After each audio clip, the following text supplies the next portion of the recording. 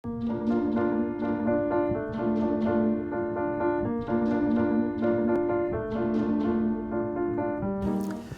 irmão Laurindo Biaselli, o quarto filho da família. Somos 14, 9 manos e 3 irmãos. Eu nasci em Antônio Prado, fiquei lá em Ibiaçá até os 16 anos.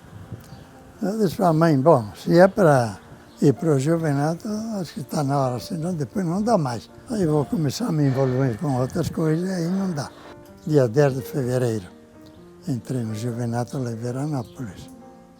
Conhecia um pouco o alfabeto, as letras, mas eu tinha aprendido, a gente aprendia a ler assim, tinha as letras grandes escritas.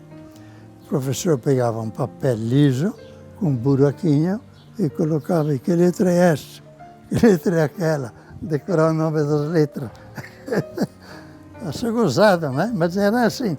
Depois começar a juntar letras para fazer uma palavra. Depois eu fui para o noviciado, fiquei irmão, fiz o segundo grau, que era a escola normal, escola mais para preparar professores para o primário. Então o grupo de irmãos fazia mais para isso.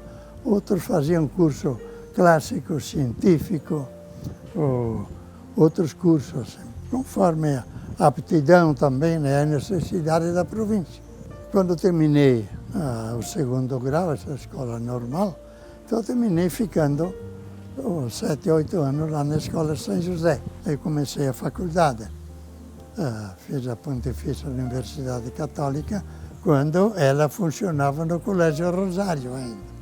Me formei em Ciências Sociais, tenho cursos, acho uma centena de cursos de férias de todos os assuntos. Aqui fizemos vários cursos no Paraná, Florianópolis, no Rio de Janeiro, depois na Europa.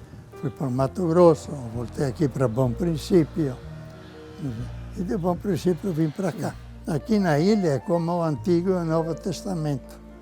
Antes dos irmãos era uma coisa, depois que os irmãos assumiram, mudou tudo. Mas o que realmente promoveu em termos de movimento de jovens foi o escotismo, durante todo o tempo, aquele contato com a natureza, com a água.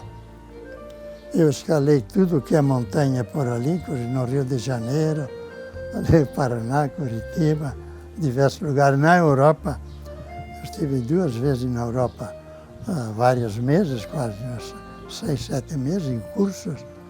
Então, todas aquelas montanhas que davam por ali, grutas, aquelas grutas bonitas de estalagmite, estalactite, eu explorei na Europa, aqui também. Aqui no Brasil, Minas Gerais tem uma bonita, né? Então, tudo que é gruta, caverna por ali, eu explorei. Uma característica que eu conservei e conservo ainda hoje, eu gosto pela pesca.